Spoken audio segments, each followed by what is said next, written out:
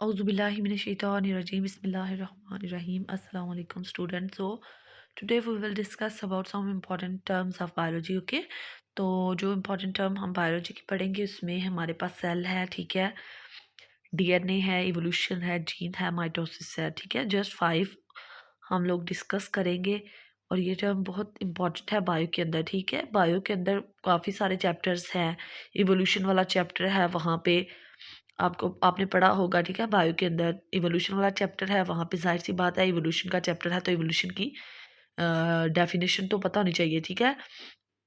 फिर पूरा एक सेल साइकिल वाला पूरा सेल जो है, ठीक है, उसका एक पूरा का पूरा चैप्टर है, इसलिए उसकी भी डेफिनेशन आनी चाहिए, ठीक है। डीएनए जीन्स वगैरह का भी एक सेपरेट टॉपिक है, डीएनए जीन की, जहाँ पे सारा कुछ लिखा हुआ है, ठीक है। डीएनए को पूरा डिस्क्राइब किया गया है, किसने डीएनए को डिस्क्राइब किया, ठीक है, और इसका पूरा का पूरा मॉडल, ओके।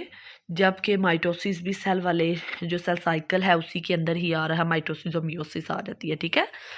तो आप अभी हम लोग इन टर्म्स को पढ़ेंगे जो कि इम्पॉर्टेंट हुई, ठीक है। तो सेल की बात करें तो जो सेल है हमारे पास वो कहते हैं कि बेसिक यूनिट होता है लाइफ का, ठीक है, विद ऑर्गेनेलिज जो कि परफॉर्म कर रहा होता है एक स्पेसिफिक फंक्शन को, ठीक है।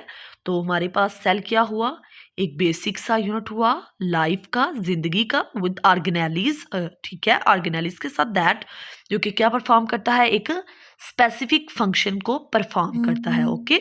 जबकि हम डीएनए की बात करें तो डीएनए मॉलिक्यूल है जो कंटेन होता है हेरिडिटी इंफॉर्मेशन के साथ, और ये पास कहाँ से होता है, from parents two of spring, mother से ऑफ स्प्रिंग, ठीक है। चाइल्ड के अंदर जो ट्रांसफर हो रहा है, जो हेरिडिटी ये मटेरियल है हमारे पास, वो डीएनए है, ओके।